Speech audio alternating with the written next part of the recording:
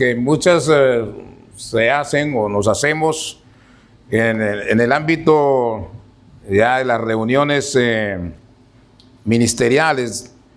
La pregunta es por qué en muchos casos los hermanos en la iglesia son muy fríos, ¿no? O sea, pareciera que no tienen pasión por la palabra de Dios, pareciera que no tienen pasión por Cristo, pareciera que no se animan a buscar al Señor en todo momento, ¿cierto? Quizás eso puede ser porque no saben, no conocen o no entienden la posición que cada uno de nosotros tiene en Cristo Jesús. ¿Cuál es la posición que tenemos en Cristo? ¿En qué estamos, el lugar en que estamos en Cristo Jesús? Ahora, ¿o quién eres en Cristo Jesús? ¿Ya? Son varios aspectos. Pero, por ejemplo, Efesios 2:8 dice, este es un versículo que todo cristiano debe saber, porque por gracia sois salvos. ¿Por medio de qué? De la fe, no por obras, para que nadie se gloríe. ¿Por qué somos salvos? ¿Por qué? Por gracia. O sea, entonces, si somos salvos por gracia, una persona genuinamente salva no puede abusar ¿de qué? De la gracia de Dios. No podemos abusar de la gracia de Dios. Ahora, ¿cuál es el gran problema suyo y mío ante Dios? ¿Cuál es nuestro gran problema para con Dios? Nuestro pecado. Ese es el gran problema de la humanidad para con Dios, es que el problema es el pecado. ¿Qué es pecado para Dios? Es todo lo que a Dios le desagrada de lo que hacemos, hablamos, pensamos, decimos, actuamos. Todo eso es pecado para Él si no estamos en línea, acordes con lo que Él ama, con lo que Él quiere. Ahora bien, un cristiano o una persona no puede vivir en el pecado. No puede tampoco convertir el pecar en un hábito. Muchos dentro de la iglesia convierten el pecar en un hábito. Por eso la pregunta, ¿no? ¿Por qué? ¿Será que no entendemos cuál es nuestro lugar en Cristo Jesús? Entonces viene la pregunta y viene el punto que debemos vivir evitando agradar al mundo, evitando agradar las tinieblas y queriendo agradar ¿a quién? A Dios. Porque si nosotros abusamos de la gracia de Dios, ¿qué estamos haciendo? Estamos pisoteando la misericordia ¿de quién? De Dios. Y nos estamos burlando de la gracia de Dios. Porque es por gracia que somos salvos. Es por gracia que usted y yo estamos aquí. Y eso equivale a decir que la gracia de Dios pues también nos da pie ¿para qué? Para pecar. Cuando nos convertimos en personas que habitualmente pecan, estamos diciendo, bueno, es que la gracia de Dios nos permite hacerlo. Una cosa es que usted y yo pequemos circunstancialmente en un momento X de nuestra vida por alguna casualidad que no estaba en nuestro plan. Y otra cosa es que usted simplemente, o que cada persona diga, no, pues yo lo hago porque pues al fin y al cabo voy y le pido perdón al Señor y el Señor me perdona. Y además porque pues estamos en la carne, ¿no? Y pues si estamos en la carne podemos cometer algunos pecadillos. Eso piensan muchos, ¿cierto? Pero todo eso es contradictorio. Porque esto es como decir que si yo estoy salvo, he nacido de nuevo, estoy en Cristo Jesús, entonces una cosa es lo mismo estar muerto que estar vivo. No es distinto estar en la presencia de Dios y es distinto de vivir en las tinieblas de afuera. Son dos cosas absolutamente diferentes. Ahora bien, el camino para que una persona rompa el hábito de pecar es que conozca definitivamente su gloriosa posición en Cristo, su glorioso estado en Cristo. Algo de vital importancia en cada cristiano es eso. Tiene cada cristiano que hacerlo de esa manera. Tiene que conocer su posición en el Señor Jesucristo. Y si usted no la conoce hasta ahora, bueno, es el momento de saberlo. Y además, porque cuando sabemos cosas como estas, entonces nuestra vida tiene que revolucionarse desde adentro para afuera.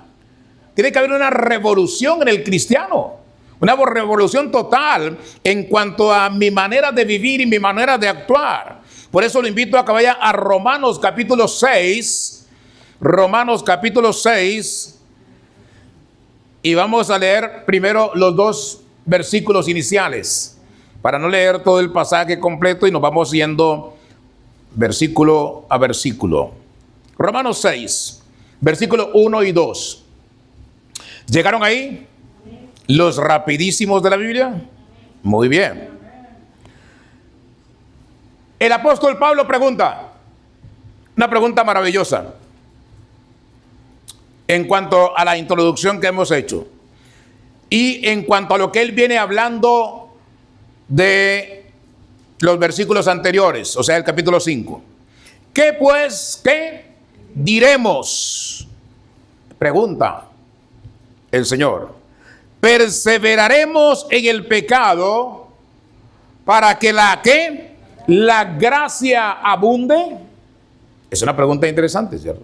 ¿Somos salvos por qué? Por gracia. Pero igual, la gente, ¿qué hace? Pues vive cometiendo pecados. ¿Por qué? Porque vivimos supuestamente ¿en qué? En la gracia. Pero sigue la pregunta. Pablo contesta a la pregunta. ¿Cuál es la respuesta de Pablo? De ninguna ¿qué? Manera. Versículo 2. Porque los que hemos ¿qué? Muerto al pecado, ¿cómo viviremos aún en él? Ahora bien, hay 3 puntos aquí interesantes. Porque la pregunta la podemos formular de otra manera. La otra pregunta lo podemos hacer de otra forma. Y es, ¿la gracia de Dios le da a una persona libertad para pecar? No. ¿Cierto que no? Ahora, ¿puede una persona pecar, seguir su camino, hacer lo que se le antoje y esperar que Dios le perdone después que un día ha confesado a Jesús como Señor y Salvador de su vida? No. No. Y no. ¿Qué es la gracia? La gracia es el favor de Dios, ¿cierto? La gracia significa que Dios acepta libremente a una persona y le perdona sus pecados. Cuando usted llegó a los pies del Señor, nadie le puso una pistola en la sien para decir, acepta a Cristo o te mueres, ¿o sí? ¿Usted lo hizo qué? Libremente. Y como lo hizo libremente, Dios en su gracia, por su gracia, lo recibe libremente a usted. Ahora, libremente y por gracia significa también que gratuitamente Dios recibe a una persona por su fe ¿en quién? En Cristo Jesús. Solamente por su fe en Cristo. O sea, igual la gracia del Señor obra poderosamente en cada persona que se rinde a los pies de el Señor Jesús. Y hay varias cosas que preocupan mucho a los cristianos respecto a la enseñanza de la salvación por gracia. Pero no debemos equivocarnos. La gracia no da libre curso ¿al qué? Al pecado. Si usted y yo pecamos, tenemos que revolcarnos ante la presencia de Dios y pedirle ¿qué? Perdón. Perdón. Que el Señor vea que nuestro corazón está compungido, que nuestro corazón está amargado, que nuestro corazón está deseoso de ser perdonado porque ha cometido un pecado ante su presencia.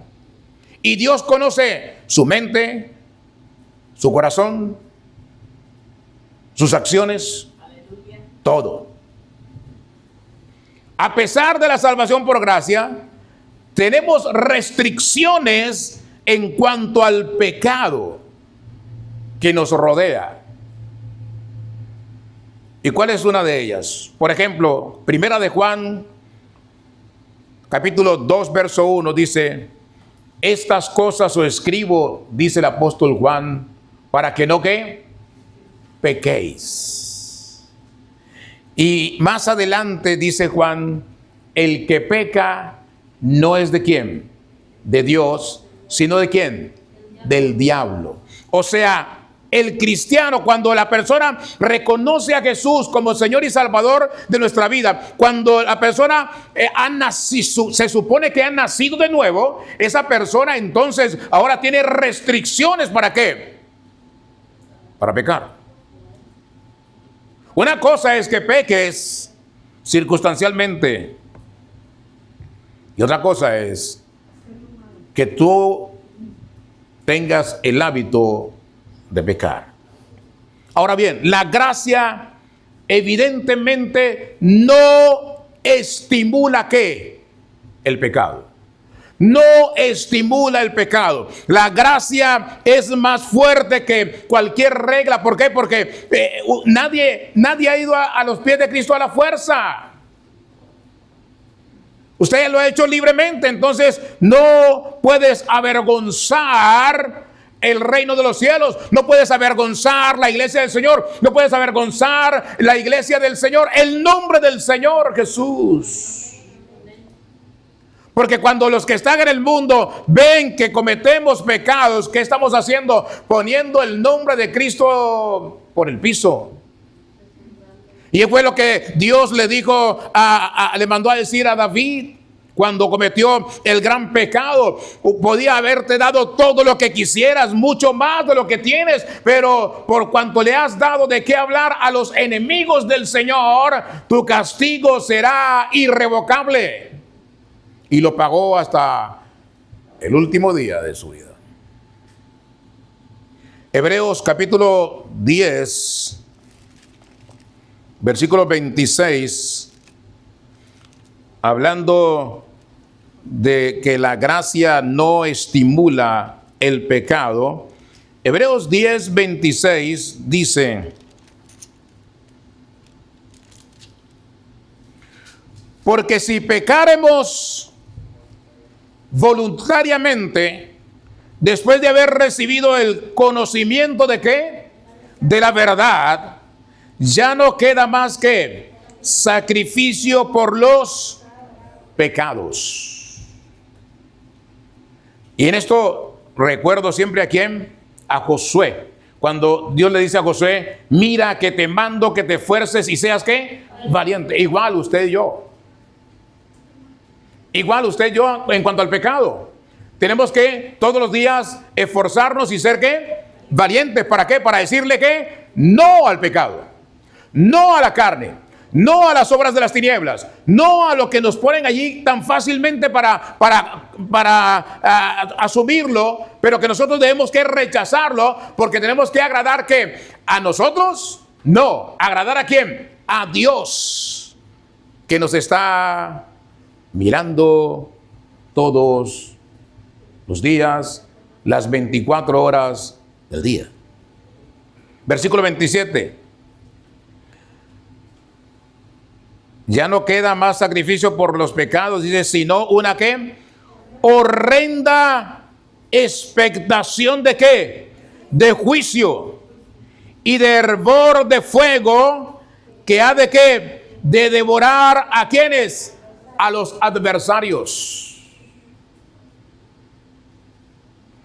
Porque aunque estemos en la iglesia del Señor, aunque vayamos todos los días a la iglesia, todos los días estamos en servicio, todos los días escuchamos la palabra del Señor, solo Dios y usted sabe si realmente usted está en una comunión perfecta con el Señor, agradable al Señor.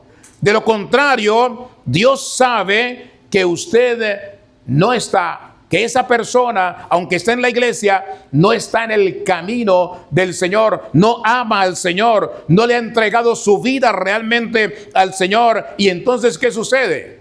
Está expuesta ¿a qué? Al juicio. Es lo que dice aquí.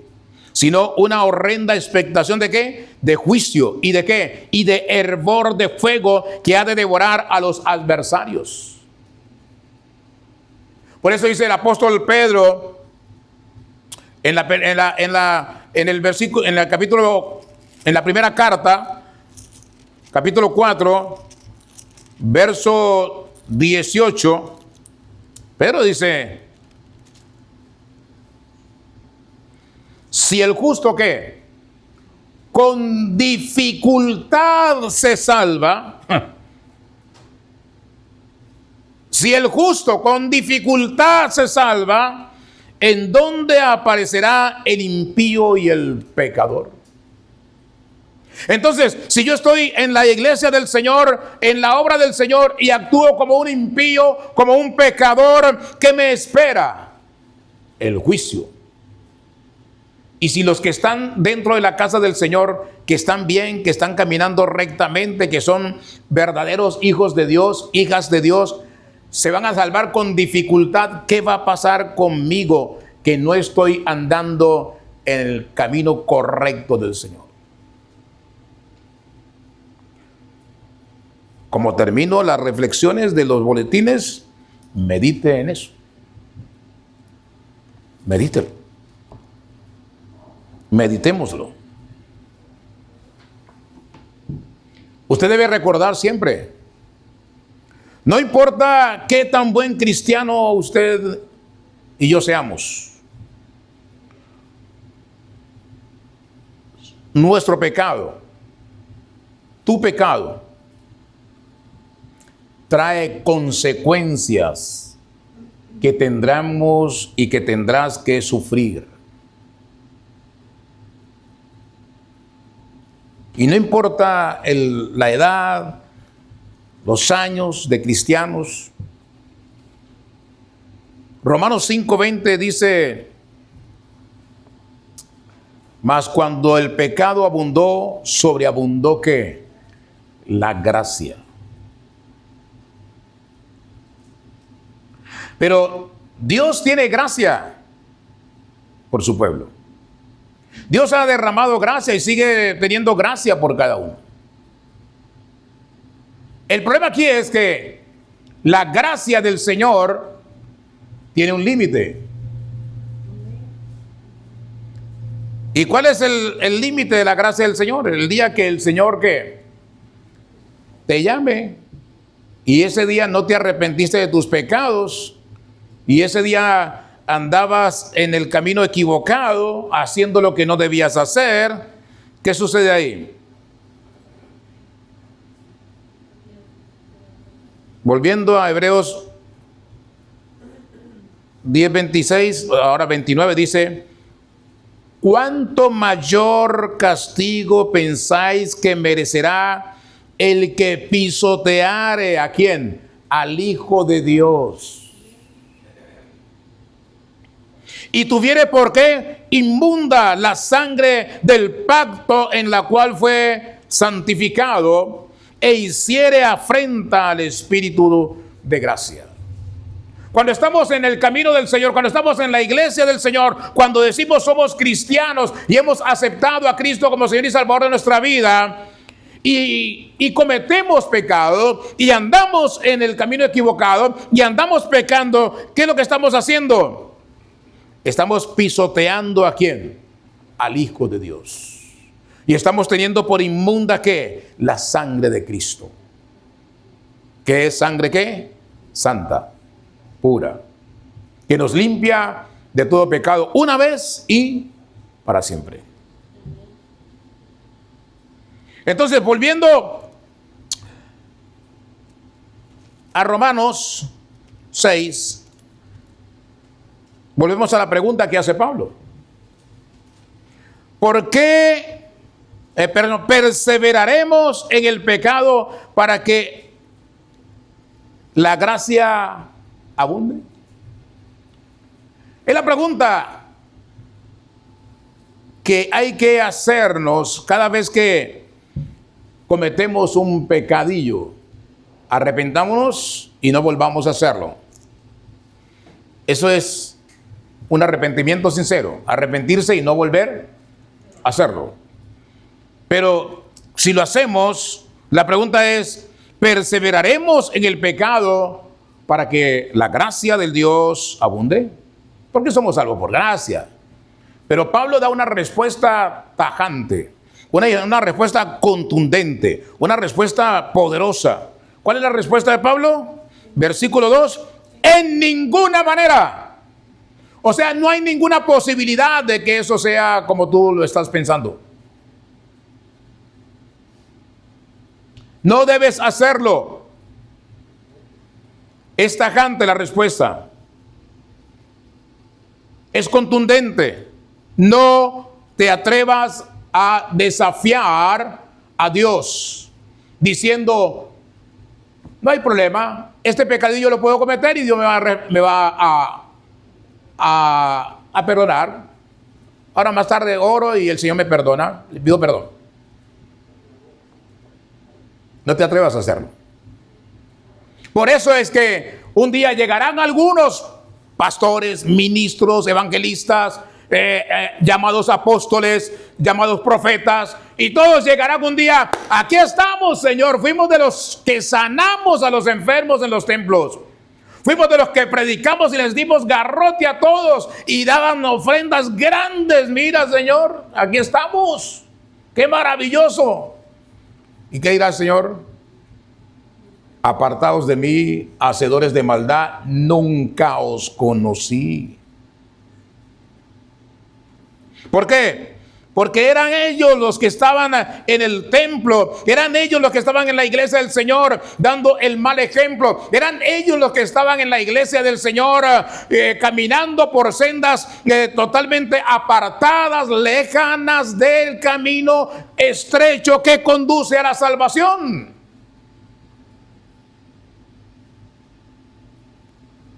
En ninguna manera, dice Pablo. En otras palabras, no te atrevas a ser llamado cristiano y pecar conscientemente. ¿Qué debe hacer el cristiano? O la persona cuando ya llegó y aceptó a Cristo y empieza a crecer en gracia, empieza a crecer espiritualmente, empieza a conocer la palabra. Cada vez que hay un problema, una cosa, algo que yo aprendo de la Biblia y que yo tengo ese problema, ¿qué tengo que hacer? Arrepentirme, corregirlo y seguir caminando ¿con quién? Con Cristo.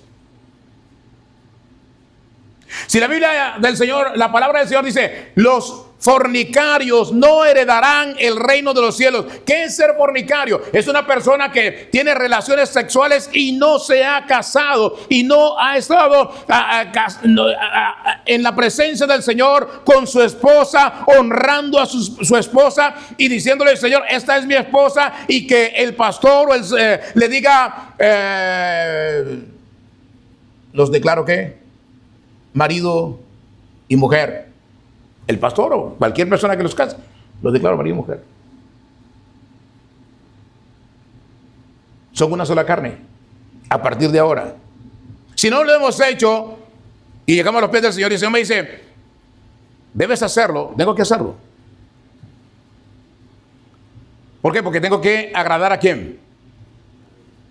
¿A quién? A Dios.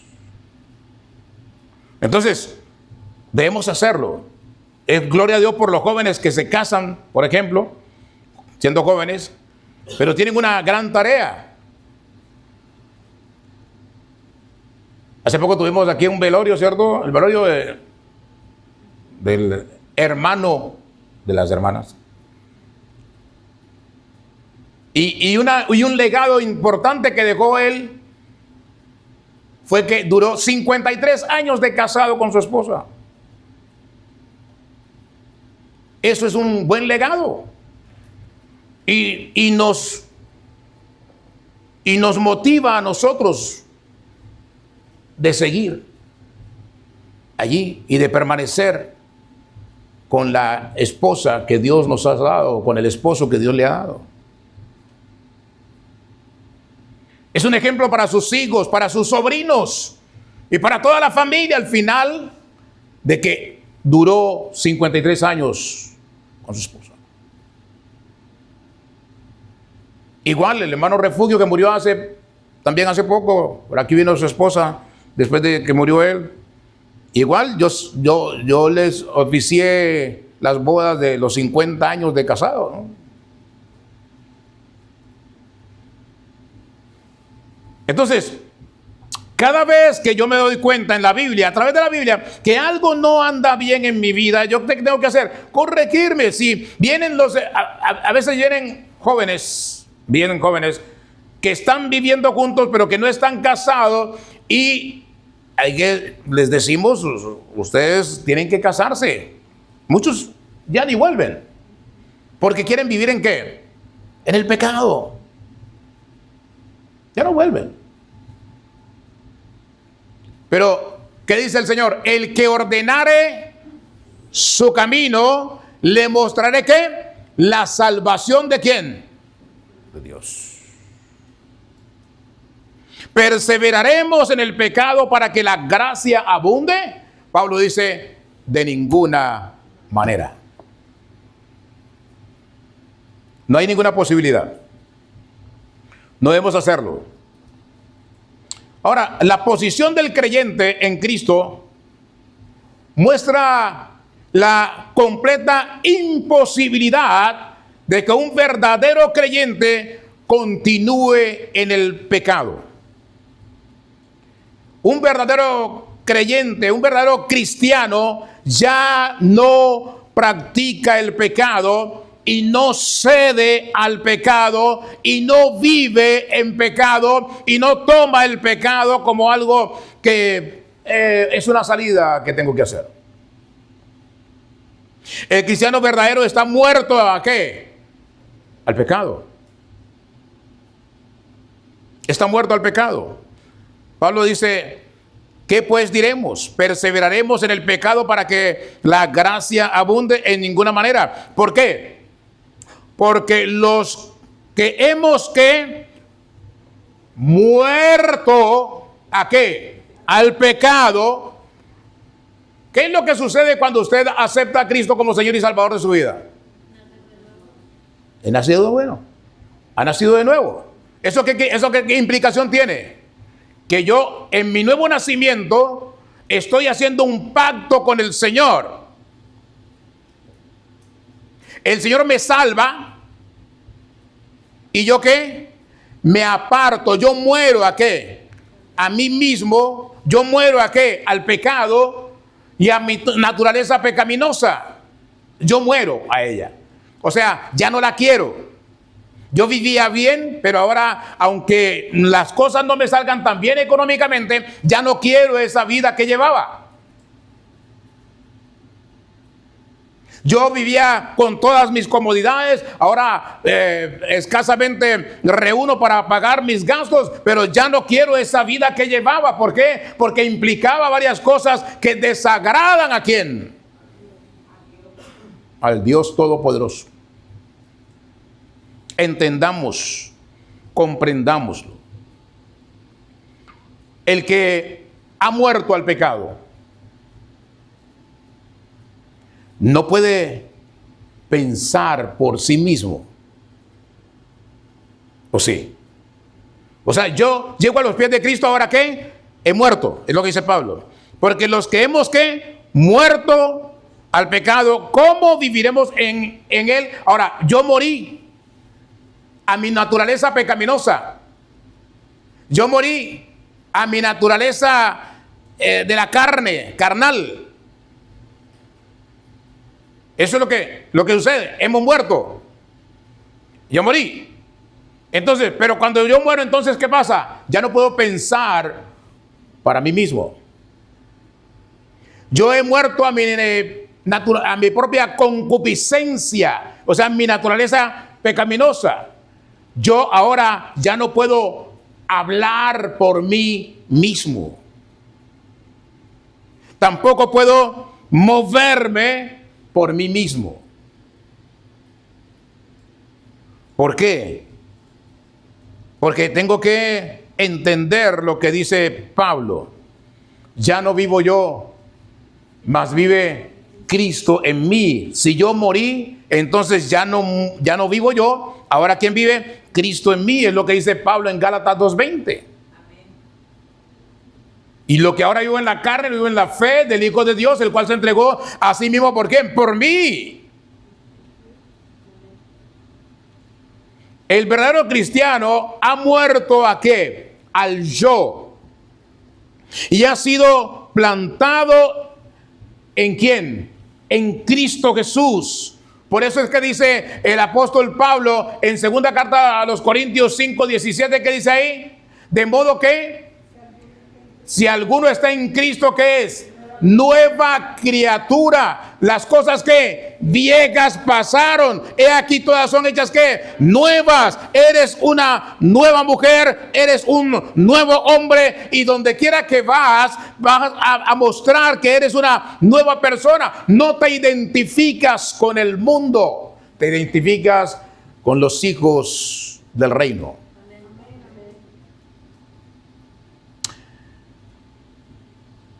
El verdadero cristiano ha muerto a su naturaleza familiar. Mi familia. Es que así somos los sinisterra, ¿no? Cuando nos enojamos, hagamos con todo. Así somos los Salazar, ¿no?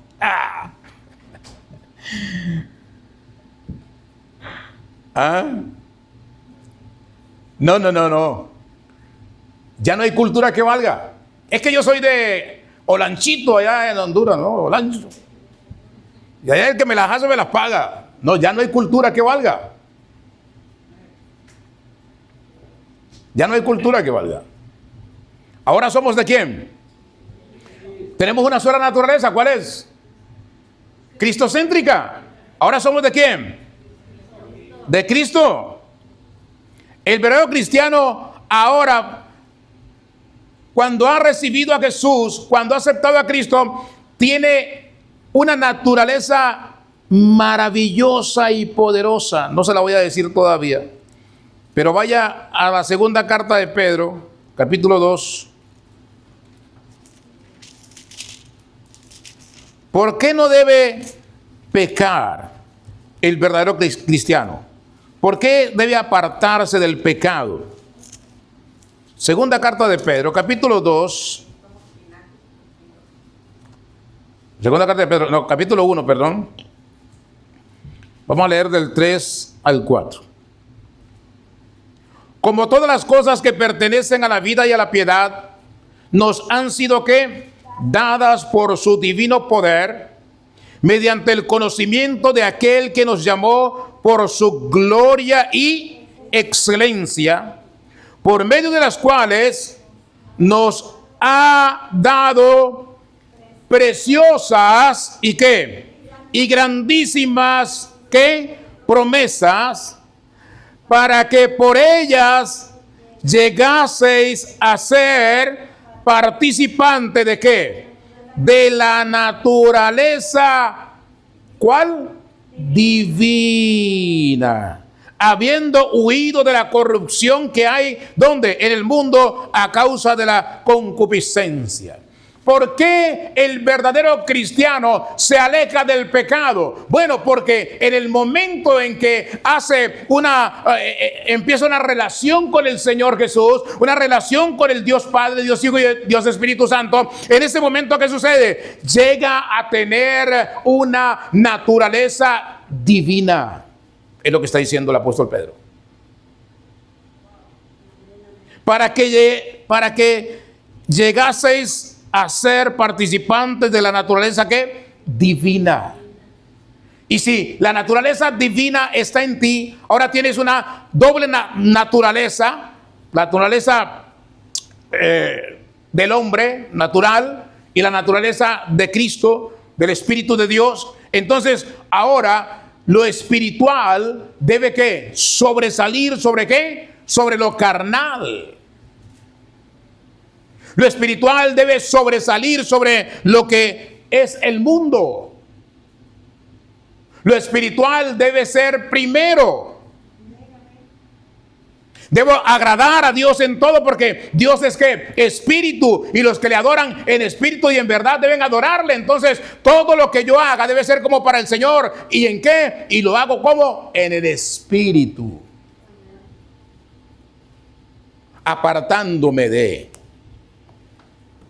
la carne, apartándome de el mundo. El verdadero cristiano ha sido plantado y puesto ¿en quién? En Cristo Jesús, lo cual significa que está muerto al yo, pero vive ¿para quién? Para el reino de los cielos. ¿Vive para quién? Para Cristo. Vive para el Rey de Reyes y Señor de Señores. Por eso, la frase que más me gusta de las que preparé es: el verdadero cristiano no se atreve ¿a qué? A pecar. ¿Por qué no se debe atrever a pecar? Bueno, porque ahora tiene la naturaleza divina. Y cuando nosotros nos enfocamos en algo pecaminoso, ¿qué le estamos haciendo? Le estamos abriendo la puerta ¿a quién? A Satanás. Porque el que peca no es de quién, de Dios, sino de quién, del diablo. Del diablo. Algo importante es que cuando una persona se rinde a los pies de Cristo, siempre se aparta del pecado. Y si no te has apartado del pecado, entonces, ¿eres un verdadero cristiano o no eres un verdadero cristiano? No eres un verdadero cristiano. Si no te has apartado del Señor, del pecado, y no caminas conforme al Señor, no eres un verdadero cristiano. Pero el problema aquí es que no se trata de si eres un medio, como decía el hermano en el estudio bíblico. No eres un medio, no. O eres o no eres cristiano. Porque dice Pablo a los Corintios: ¿hay cristianos carnales? No, no hay cristianos carnales. No, si estás en la carne no eres cristiano. No hay cristianos carnales. Hay cristianos que aparentemente están cometiendo actos carnales, pero eso los descalifica ante la presencia de Dios. ¿Por qué? Porque el Señor dice en su palabra, dice el escritor de los Hebreos, que sin santidad nadie verá al Señor. Entonces, cualquier actitud pecaminosa, o sea, que vivamos en el pecado, que practiquemos el pecado, ¿qué está haciendo? Nos está descalificando del reino de los cielos. Porque cuando decimos, bueno, es que yo soy medio cristiano, ¿o sí? O sea, como quien dice que la puerta que es del Señor es estrecha, ¿cierto? Y entonces, como soy medio cristiano, la puerta está ahí medio. Y quizás no alcances a entrar por ahí. Quizás no alcances a entrar por ahí. Te quedas afuera, las tinieblas. No, busquemos al Señor de todo corazón. La gracia de Dios nos acerca ¿a quién? A Dios. Para que sea usted y yo seamos libres de ¿qué? Del pecado. ¿Libres de qué? De la culpa. ¿Libres de qué? Del juicio venidero que va a haber un día. Y creo que no vamos a demorar mucho tiempo. El Señor va a levantar a su iglesia. Los tiempos se están acercando y es tiempo de aferrarse al Señor, de poner su vida en orden con Dios. Es tiempo de hacerlo. La gracia de Dios no te da licencia para pecar. Entendámoslo. Que se quede con eso. ¿Cuál es su posición en Cristo hoy? ¿Cuál es su posición en Cristo hoy? O sea, el primer punto, que bueno, infortunadamente no avanzamos mucho hoy. Bueno, yo creo que sí avanzamos. Lo primero es que usted ha muerto el pecado. Pero el punto, lo que dice el apóstol Pedro, en el capítulo 1, la segunda carta, capítulo 1, verso 4. 1, 4. ¿Qué dice allí? Ya lo acabamos de leer. ¿Qué dice ahí? Que usted y yo tenemos la naturaleza, ¿qué? Divina. ¿Sabía usted eso? Tenemos naturaleza divina. Y si tenemos naturaleza divina, ¿qué quiere decir? Que estamos, ¿qué? Estamos impedidos. ¿Para qué? Para pecar. ¿Usted no ha sentido que a veces quiere hacer algo y de pronto como que... Estoy hablando con los verdaderos cristianos. Sí los hay, ¿no? Como que pronto debe hacer y como que algo lo detiene. Uy, eso no lo puedo hacer. ¿No le ha pasado? Gloria a Dios, estamos en el canal correcto entonces. Eso pasa. Eso pasa. ¿Ya? Queremos hacer algo y de pronto no. Algo nos detiene. Es el Espíritu de Dios deteniéndote. No, tú no puedes hacer eso. Eso ya no es para ti. ¿Ya? Tú ya pasaste por ahí. Tú tienes una naturaleza ¿qué? Divina. Guiada por ¿quién? Por el Espíritu Santo. Que nos redarguye, que nos inquieta y que nos lleva a obedecer la palabra de Dios y que nos hace que a lo santo llamemos santo y a lo impuro lo llamamos impuro, no como el espíritu del mundo, no como el espíritu del anticristo, que a lo bueno llama malo y a lo malo llama bueno. No. El verdadero cristiano, el que tiene la naturaleza divina de Cristo, del Espíritu Santo, del Dios Todopoderoso, a lo malo llama malo, a lo bueno llama bueno. Para eso nos llamó el Señor. A entender de qué naturaleza somos. De qué somos. ¿Cuál es nuestra posición en Cristo? Usted, si ama a Jesús, si ama al Padre, al Hijo, al Espíritu Santo, si realmente se ha entregado al Señor, usted tiene una naturaleza ¿qué? Divina. Usted no es carnal. O sea, corrija su vocabulario. Corrija sus pensamientos. Corrija sus actitudes. Porque muchas veces en el trabajo hablamos de una manera, ¿no? En la casa hablamos de otra forma, ¿cierto? Y en la iglesia, pues nos revestimos de cristianos. ¿Cierto? Entonces, ¿cuál es la naturaleza que tiene? ¿La del trabajo, la de la casa o la de la iglesia? Pero a pesar de todo eso, lo importante es cómo te ve Dios. Y acordémonos de una cosa. Dios conoce ¿qué? Tu corazón.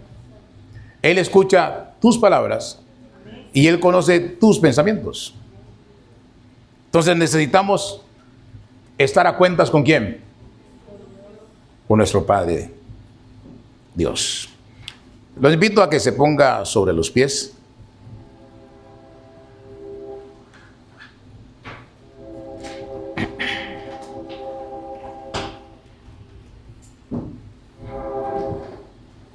Padre nuestro que está en el cielo, santificado sea su nombre.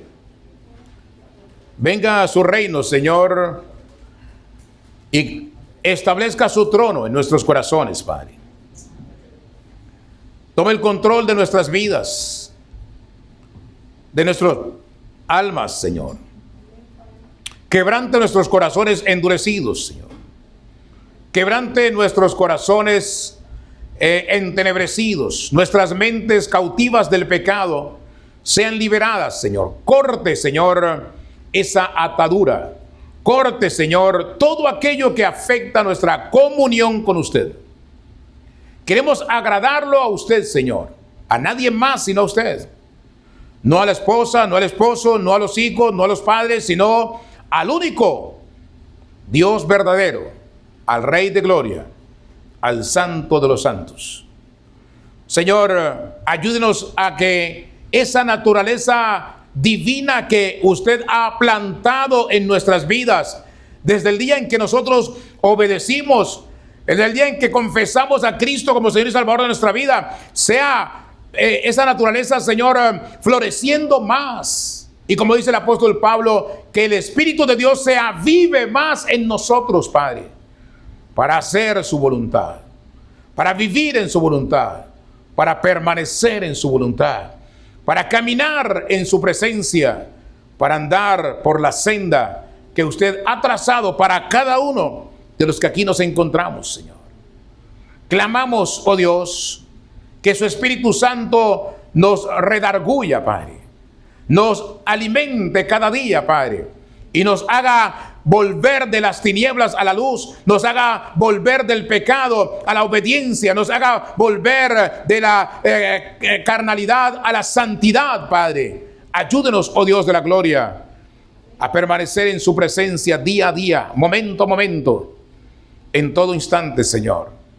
Gracias por el privilegio que tenemos de buscarlo a usted, de estar en este lugar, en esta hora, Padre, y de escuchar su palabra y de entender que nuestra posición en Cristo es que tenemos la naturaleza divina y usted nos ha dado un espíritu de poder, no de temor, no de pecado, no de angustia, no de carnalidades, sino un espíritu de santidad, para alabarlo, para exaltarlo, para honrarlo y para permanecer en comunión con usted, con el único Dios verdadero, con el Rey de Gloria, con el Santo de los Santos. Le alabamos, Señor Jesús, a esta hora. Le exaltamos porque ¿quién como usted, Padre? Nadie. Bendito por los siglos de los siglos. Exaltado es desde la eternidad y hasta la eternidad. Glorificado es sobre todo principado y sobre toda potestad y sobre toda obra creada y por crear. Gracias, Señor Jesús, por este tiempo. Bendiga a mis hermanos, Señor. Derrame su Espíritu Santo en cada uno de ellos. Que la gloria suya, el poder suyo sea manifestándose de manera preciosa en sus casas. Bendiga a cada familia aquí representada, cada hijo, cada nieto, cada sobrino, cada hermano, cada primo, donde quiera que estén, Padre. Usted glorifíquese en cada familia que está siendo aquí representada, Señor. Que sea para la gloria de su nombre, para la alabanza de su nombre, Señor. Bendiga a mis hermanos, Señor. Bendiga sus negocios, Señor. Bendiga sus trabajos, Señor. Bendiga sus empresas, Señor. Bendiga sus manos. Bendiga su mente. Dele sabiduría. Dele un corazón tierno, un corazón agradecido para con ustedes y para con toda persona que de una u otra manera usted ha utilizado para bendición de cada uno, Señor. Gracias por mis hermanos, Señor. Glorifíquese en cada familia aquí presente, Padre. Prospérelos en todas las cosas, Señor. Que los negocios, Señor, cada día vayan bien, Padre. Así como prospera su alma, Padre.